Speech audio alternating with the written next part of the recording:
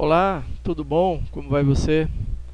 Eu sou o professor Oswaldo e nós estamos aqui na aula do dia 23/9 de 2020 e nós vamos falar hoje sobre curadoria digital, né? Nós vamos seguindo aí um roteiro de estudos da disciplina e hoje nós vamos discorrer justamente a respeito desse tema, tá certo? Então,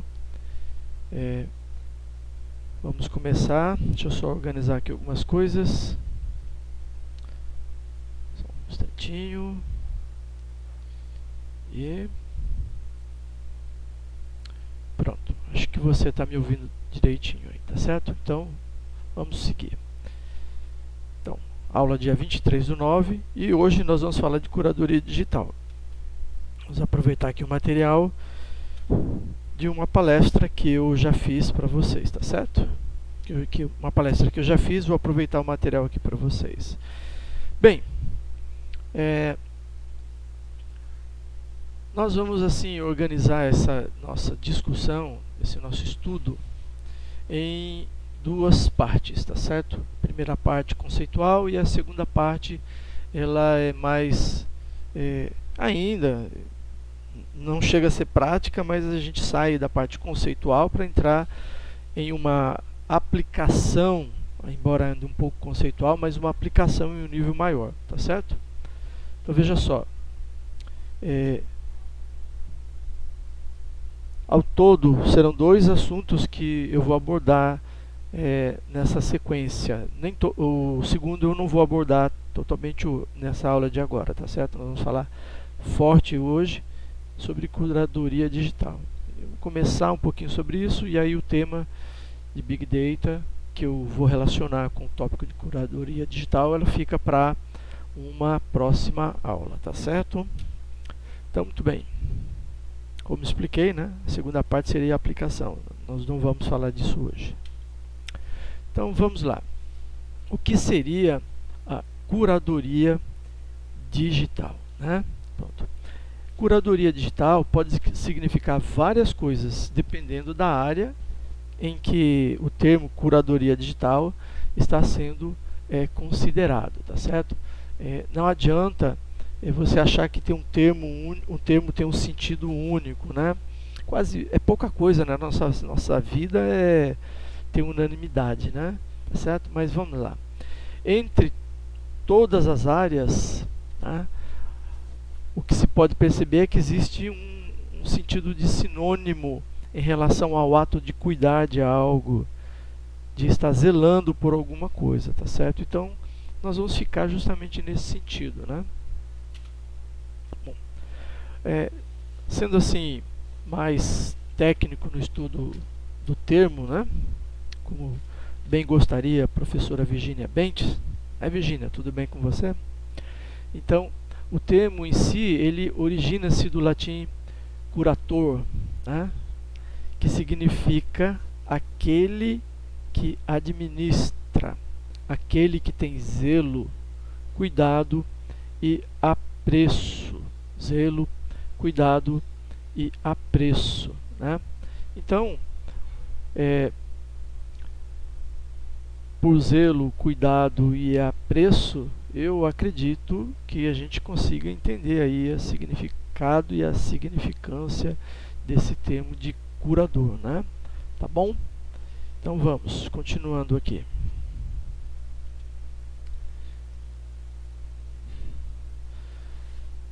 Então, observe só. Fazendo uma analogia com o que a gente acabou de falar, de que curadoria está relacionado, né? Relacionado com o ato de administrar, de cuidar, de ter zelo. Então, nós podemos dizer a respeito do termo curadoria, que isso se trata de um esforço direcionado no cuidado dos artefatos digitais, sejam nato digitais ou convertidos. Então, como eu escrevi, né, por analogia, nós podemos associar, né, ao termo o significado de que a curadoria digital é o esforço direcionado no cuidado dos artefatos digitais, tá? Seja aquele artefato que foi criado no espaço digital, né, o nato digital, ou foi convertido, né, foi escaneado, fotografado, filmado, gravado, né, foi levado para o espaço digital com alguma transformação tecnológica, mudou de suporte, de um suporte, por exemplo, material para o suporte digital, tá certo? Bem, então, o que nós temos aqui? A curadoria digital, né? Entendemos o que significa o termo e fizemos uma analogia aqui com relação ao que seria, com a finalidade, né? Mas, ok, faz sentido, mas eu não entendi nada. Isso não é suficiente para a gente entender o que é curadoria digital, né? Porque só pelas palavras a gente dizer, curadoria digital, então é o cuidado com o digital. Mas não é só isso.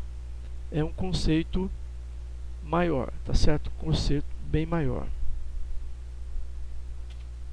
Então tá aqui. Além do óbvio, né, sobre o que é curadoria digital, nós podemos dizer que é como cuidar da perenidade e disponibilidade dos artefatos digitais, né? Perenidade e disponibilidade, está aí.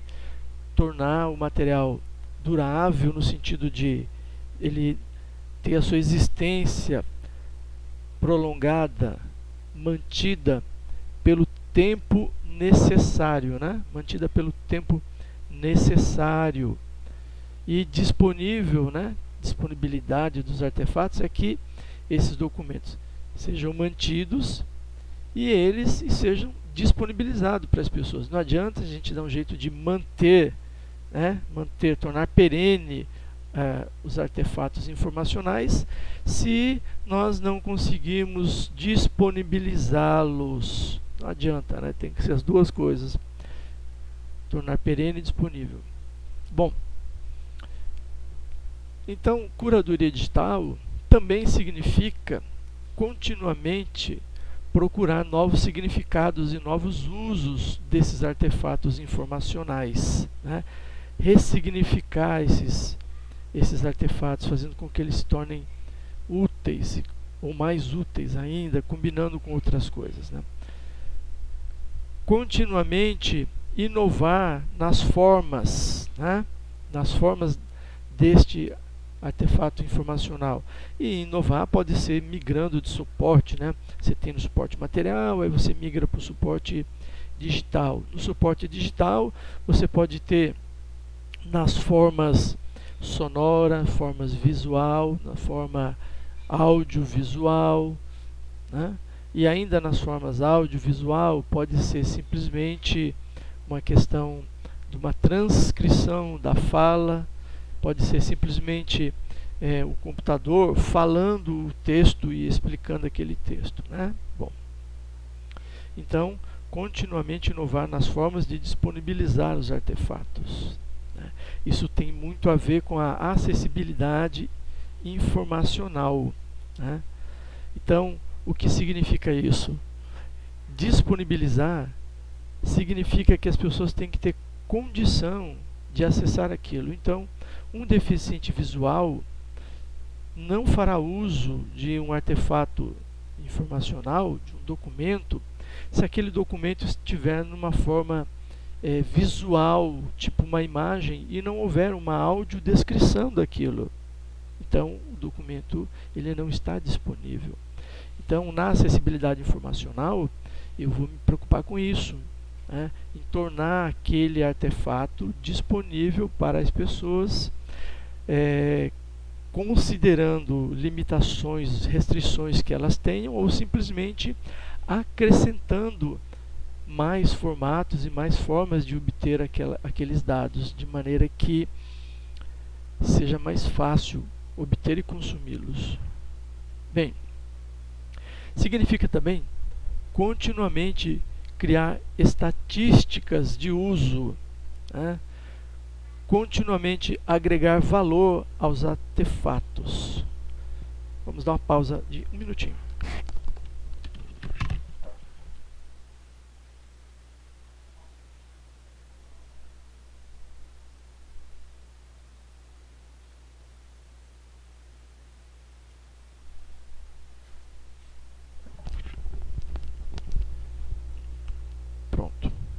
Então, vamos para o próximo slide.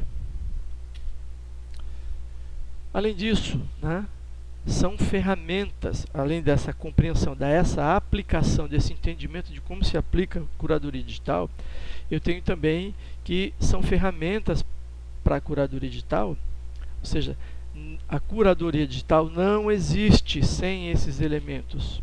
A preservação digital, a virtualização dos acervos. Por virtualização, você entenda aí o tema, entenda o tópico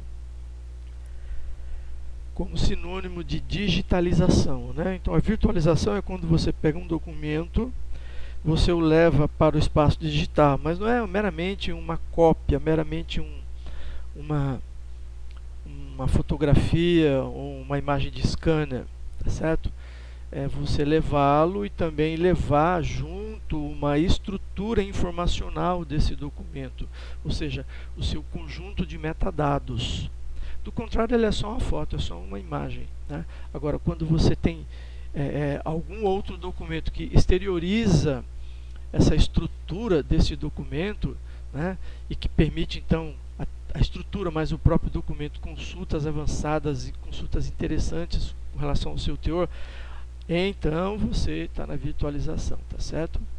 Bom, e são ferramentas também a criação de organização, estruturas normativas para o acesso controlado. E daqui a gente pode destacar o e-book, né? Ou seja, você, para poder ter curadoria digital, você precisa estruturar o acervo que você pretende trabalhar. O que é que eu quero dizer com isso? Quero dizer com isso o seguinte, que você não pode simplesmente ou não deve simplesmente organizar as coisas, colocar em pastas, divulgar, permitir o acesso desse acervo de uma maneira só jogando coisas em um determinado repositório. É preciso que existam estruturas previsíveis de forma que as pessoas consigam procurar com mais facilidade nesse elemento.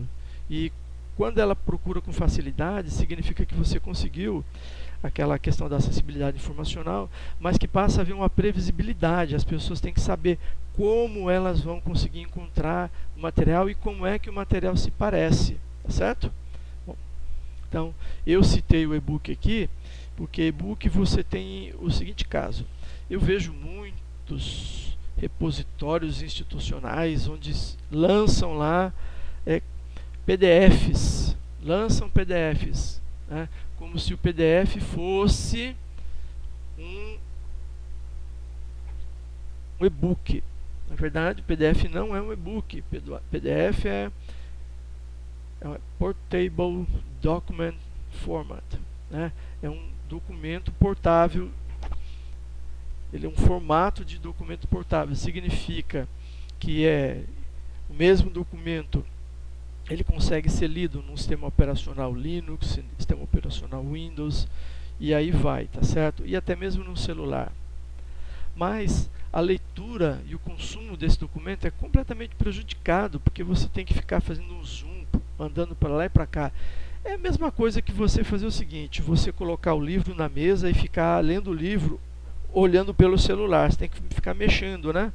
O celular para lá e para cá, para você poder conseguir ver a página inteira. Então, é óbvio que isso está sendo usado da maneira inadequada, não foi feito para isso, nem deve ser usado dessa maneira, né? Então, e-book, formatos são MOB, EPUB, né? E outros formatos específicos, que eles se adaptam ao equipamento, às limitações do equipamento em termos de dimensões de seus espaços de interação, das suas telas, né? Seus displays. Então, num display menor, ele coloca menos dados, né? Você tem mais páginas. Um display maior, ele tem mais dados, portanto menos páginas. Ele faz essa adaptação, esse formato, ele prevê, ele facilita essa adaptação, tá certo? E também são ferramentas para a curadoria digital a autenticação ou autenticidade, né, para a gente quiser colocar, né? Autenticidade, fidedignidade e a não repudiação do uso, né? Vocês já ouviram esses termos comigo, né? Para fidedignidade, autenticidade e não repudiação. Quem é que consegue se lembrar desses termos? Quem não se lembra, como a gente já falou várias vezes, então peço que você veja aí no material, dê uma procurada para você relembrar os conceitos, tá? Bom, além disso, então, a curadoria digital, depois a gente ter entendido o que foi visto até agora, ainda precisa ser praticada, ainda precisa ser compreendida no espaço digital. E o que seria curadoria digital de dados, né? Curadoria digital de dados é uma outra coisa. Então, até aqui, eu espero que você tenha entendido que a curadoria não é sinônimo de preservação digital. A preservação digital é uma ferramenta para a curadoria digital, tá certo? Ela é ferramenta para a curadoria digital. Assim como repositórios institucionais não é sinônimo de preservação digital e nem sinônimo de curadoria digital, tá certo? Não são, ok? Então veja lá, preservação digital não é sinônimo de repositório institucional e não é sinônimo de curadoria digital, tá certo? Fique bem claro isso, porque eu vejo muita confusão sobre o uso desses termos. Então, curadoria digital necessita, né, de que a instituição tenha organizado o seu acervo de documentos, transformando-os em documentos digitais, no suporte digital. E esses documentos, por sua vez, precisam de uma organização. A organização não somente de estarem em locais e pastas e meios de acesso, mas que associado a essa organização também existam estruturas de dados, estruturas de metadados que vão permitir você compreender e pesquisar e comparar com mais facilidade aquele acervo. Quando tudo isso está feito, você chegou a zero de curadoria digital. A curadoria digital, ela vai começar a nascer a partir desse ponto e de acordo com algumas ações que você possa fazer, que você venha planejar e fazer. Vai ficar claro na segunda parte mais dessa aula, da apresentação, que não vai ser nessa aula, vai ter uma continuidade desse tópico, né? Mas assim, lá vai ficar bem mais claro o que é curadoria digital e como é que eu consigo trabalhar com aquilo. Mas, focando em curadoria digital de dados, né, o que a gente tem?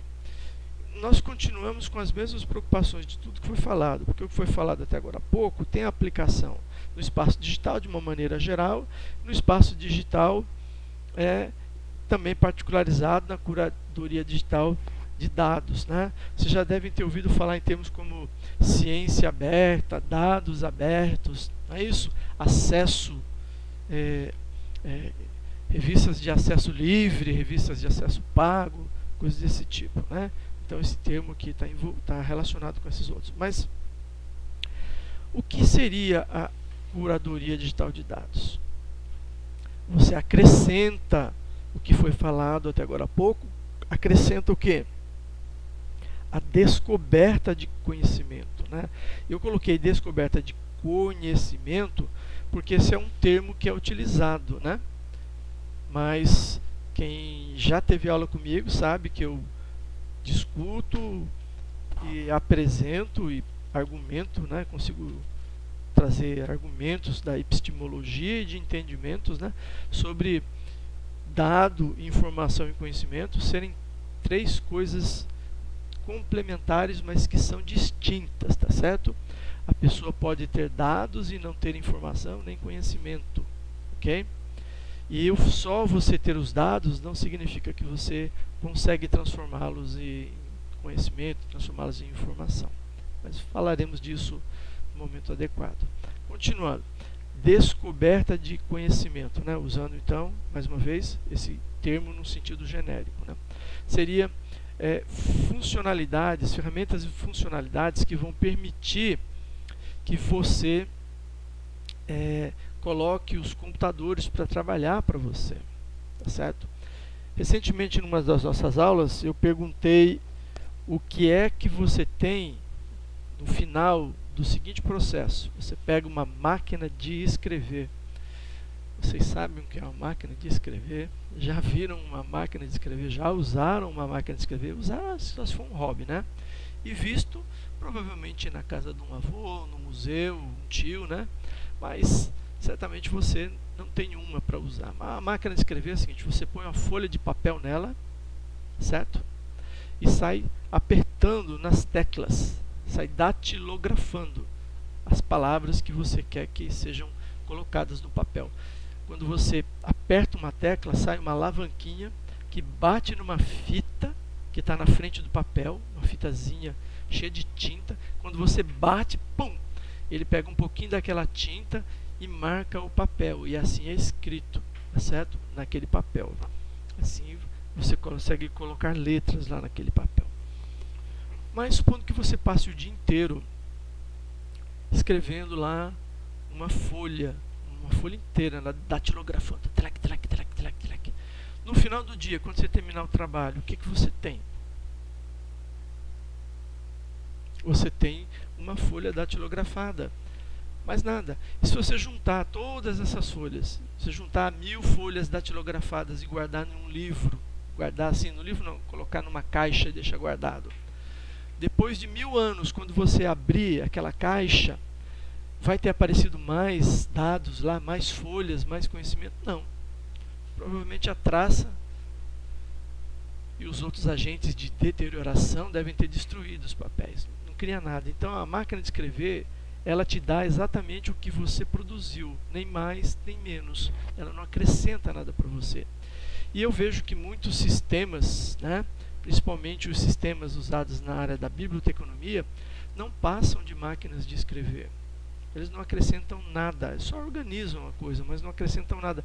Não trazem combinações, não trazem ferramentas que permitem uma busca e recuperação para além do óbvio, além do comum, do trivial, né?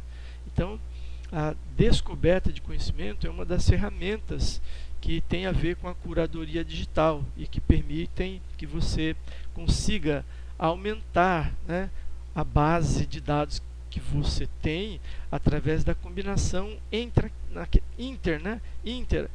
aquela própria base de dados e entre outras bases de dados que você possa ter acesso. Também na curadoria digital você pode usufruir da rotulação automática, né? O que é a rotulação automática? Sendo muito simplista, tá certo? Me permitam fazer essa simplificação, né? Mas quando você pega quase todo o processo biblioteconômico que você faz, né, relativo à representação temática ou descritiva, você está simplesmente, né, de várias maneiras, atribuindo rótulos, né, aos documentos. Alguns rótulos eles dizem respeito à sua organização e outros dizem respeito à identificação de seu conteúdo, mas não passa de carimbos, né? Carimbo, puxo, carimbando, puxo, carimbando, puxo, carimbando. Então, uma boa parte do trabalho, né, e em algumas bibliotecas essa boa parte é muito grande, né, diz respeito a ficar carimbando os rótulos no documento, puxo, para a gente saber. Agora que eu carimbei os livros que são de receita de pão, vou colocá-los numa organização ali na prateleira onde ficam as receitas de pão. Beleza. É um trabalho que precisa ser feito, tá bom? Mas eu acredito que o trabalho do bibliotecário ele possa e deve e precisa evoluir para além de ficar com esses carimbos, né? Claro que eu estou falando metaforicamente a questão dos carimbos, né? E como eu disse, pedi permissão para fazer uma simplificação muito grande do processamento técnico biblioteconômico, né? mas mesmo tendo simplificado, eu não fujo da verdade. Então, o que acontece?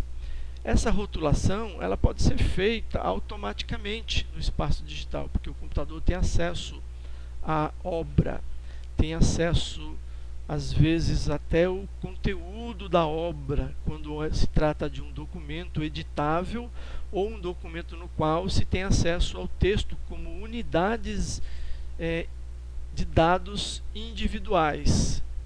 Unidades de dados individuais. O texto é composto por unidades de dados individuais. Vou explicar o que eu quero dizer com isso. Quando você tem uma foto de uma página de um livro, a unidade informacional que você tem é a foto. Porque não tem como você entrar na foto e copiar uma palavra e tirar. Não confunda com PDF. PDF não é foto, tá certo? Embora alguns ainda tenham fotos lá como imagem. Mas no PDF você consegue usar o mouse e selecionar algumas partes do texto, dar um Ctrl C e usar aquilo. Mas quando é uma foto, você não consegue fazer isso, né? Então, naquele caso, o documento e o computador, portanto, não tem acesso ao conteúdo, ao material que está escrito dentro daquela página. Ela tem só uma foto. E uma foto de um livro e uma foto de uma paisagem, os dois estão no mesmo nível para o computador. E os dois, cada um, tem técnicas respectivas para esse tratamento. Mas o fato é que quando eu tenho um texto, por exemplo, um texto escrito no Microsoft Word ou no Writer do OpenOffice, né? O que você tem? Lá você tem o texto. O texto está disponível para um computador poder ler as palavrinhas, ler as letrinhas. E aí ele faz um dicionário dizendo, neste livro aqui, nesta página, tem as seguintes palavras. Palavra de, para, foi, pegou, bateu, morreu, amou, nasceu, comprou, vendeu, plantou. Tem as palavras, ele sabe. Então, quando você falar, eu quero um livro que tenha a palavra plantou, ele só olha lá e fala, eu sei que livro tem a palavra plantou. Ele traz aqueles livros, tá certo? E, enfim, a rotulação automática, ela está disponível como ferramenta para poder ser implementada e usada na curadoria digital de dados, né? E se eu consigo fazer uma rotulação automática, essa rotulação automática vai permitir com que eu coloque mais carimbos nos livros. Eu tenho os carimbos que o bibliotecário colocou, o bibliotecário colocou lá 6 carimbos e o computador coloca 6.000. O bibliotecário leva 1 hora para colocar os 6 carimbos e o computador leva 3 minutos, 4 minutos para colocar 1.000 carimbos, 1.000 rótulos, né? 1.000 associações. Esses carimbos que eu estou falando, que eu usei como uma figura, uma abstração, significa que você pega um documento e associa aquele documento a alguma determinada área, base de conhecimento, algum tema, temática, tá certo?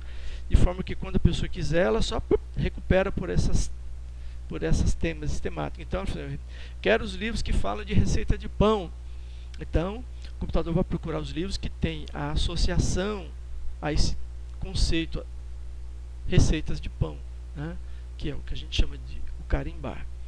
Então, veja só, também abrem-se as possibilidades de termos a classificação social, né?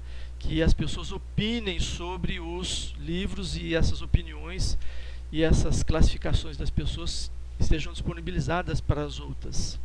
E nós temos também o que? A classificação automática pelo computador. E olha, quando a gente fala na classificação automática pelo computador, nós estamos dizendo o seguinte, que o computador, ele vai colocar os carimbos, como eu acabei de explicar, tá certo? Mas isso é muito poderoso, porque ele avança para áreas de geração automática de resumos, ele vai pela área de comparação de obras feita pelo computador. De repente você tem 1.000 livros, ele compara esses 1.000 e estabelece relações de similaridade e de dissimilaridade, de grau em que eles são parecidos e grau em que eles são diferentes. E depois você pode falar, eu quero um livro que fale sobre esse tema, mas que ele seja diferente deste livro que eu estou usando. Ele fala, tem aqui, tem esses outros aqui, tá certo? Esse é um tipo de serviço e pesquisa que não existe na biblioteca, exceto se você fizer uma pergunta cujos livros o bibliotecário que trabalha lá já tenha lido, então ele pode dar uma opinião pessoal, né, naquilo. Muito bem, continuando. Ok, e eu disse que ia falar um pouquinho mais sobre dados, né? Momento adequado, e chegou esse momento. E o que são dados?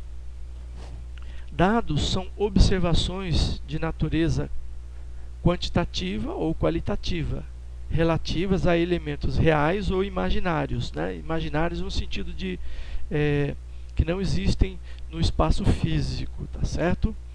Então, assim, observações quantitativas ou qualitativas que o ser humano faz sobre alguma coisa no espaço que o cerca, tá certo? Beleza? Ok.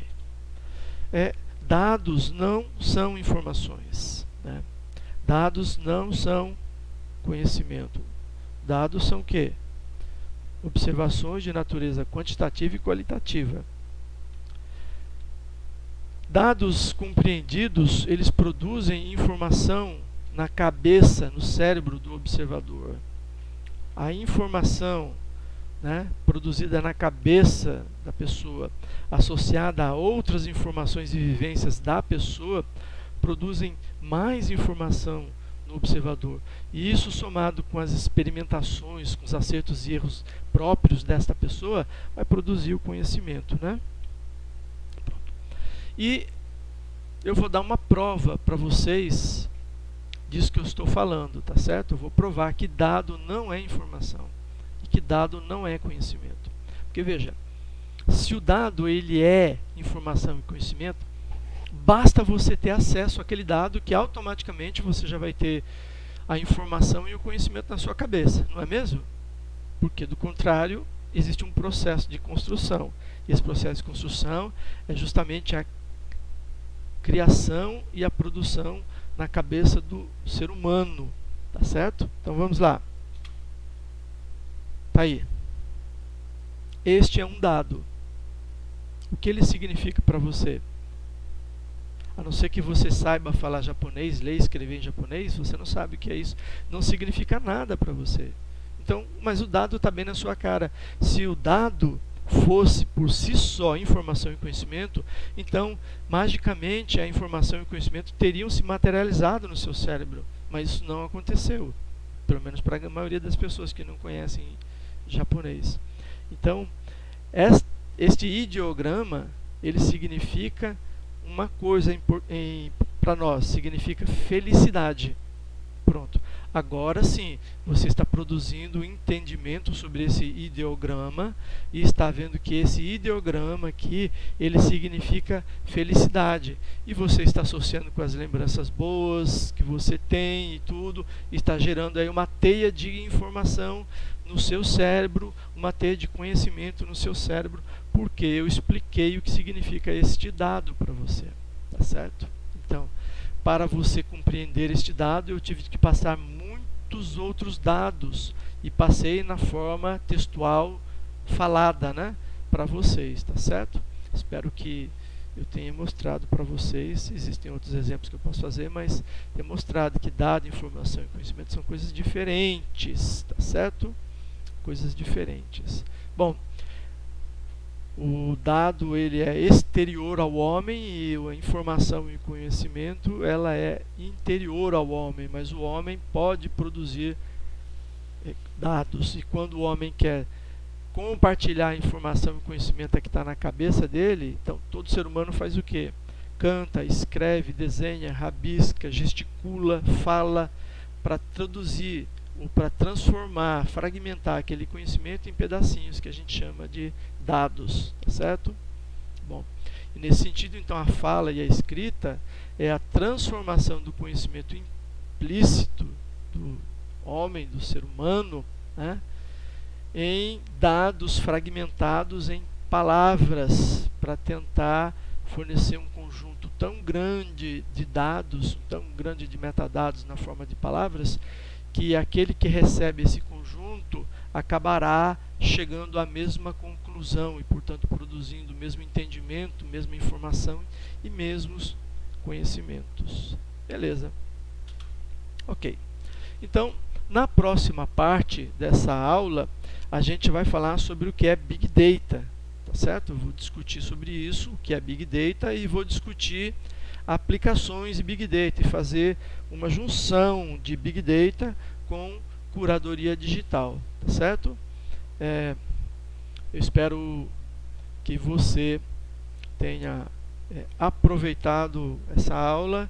Se ficou com dúvida, volta e assiste aí de novo. Hoje não tem tarefas, tá certo? Eu não vou associar nenhuma tarefa à aula de hoje, de maneira que você pode dar uma descansada, já tem umas tarefas para serem entregues, tá bom? Fiquem bem, se cuidem e lembrem-se que o coronavírus está por aí procurando a quem ele possa devorar, tá bom? Então, eu sou o professor Oswaldo e essa foi a aula do dia 23 de setembro de 2020, no tema de curadoria digital, na disciplina de informática documentária, na Universidade Federal do Ceará, no curso de biblioteconomia. Tchau, até mais, pessoal.